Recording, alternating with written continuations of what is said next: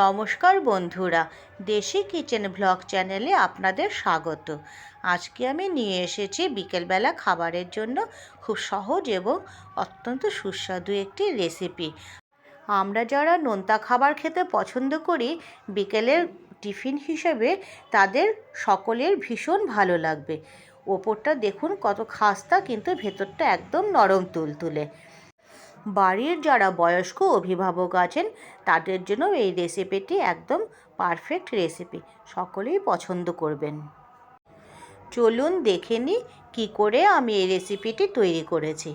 আমি নিয়ে নিয়েছি 1 কাপ বিউলির ডাল এবং হাফ কাপ মুগ ডাল। এই ডালগুলো আমি 1 ঘন্টা জলে ভিজিয়ে রেখেছিলাম। 1 ঘন্টা ভেজানোর পর খুব ভালোভাবে নরম হয়ে গেছে, মানে পেস্ট করার উপযুক্ত হয়েছে। এবার আমি ডালটাকে পেস্ট করে নেব। তবে শুধু ডাল পেস্ট করব না, ডালের সঙ্গে আরও কিছু পেস্ট করব।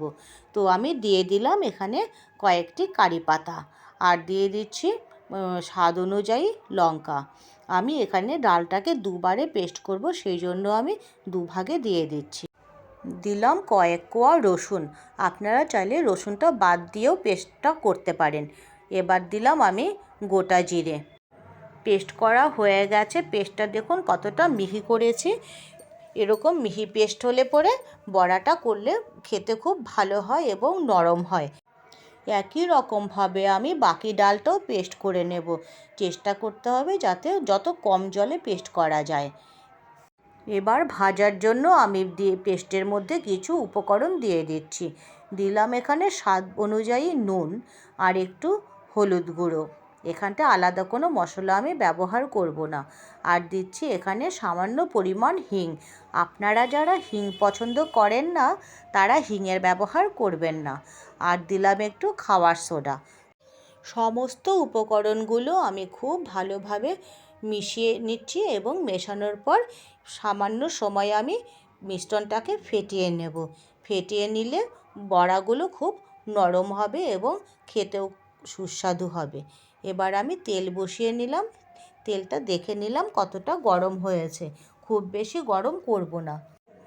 তেল ভাজার জন্য একদম সম্পূর্ণ রেডি। এই গরমে বড়াগুলো আমি ভেজে নেব।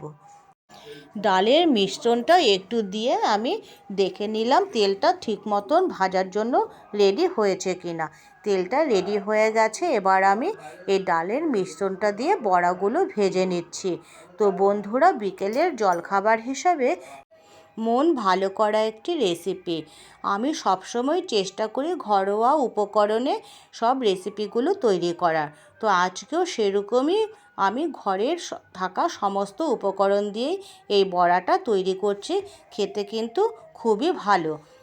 বন্ধুরা, যদি কোনো তেলে ভাজা বড়া জাতীয় জিনিস যদি চান যে আমরা ওপরটা খাস্তা রাখবো কিন্তু ভেতরে নরম থাকবে, তবে অবশ্যই একটু খাবার সোডা ব্যবহার করবেন, যদি আপনাদের খাবার সোডায় কোনো অসুবিধা না থাকে। এটাই আজকের টিপস।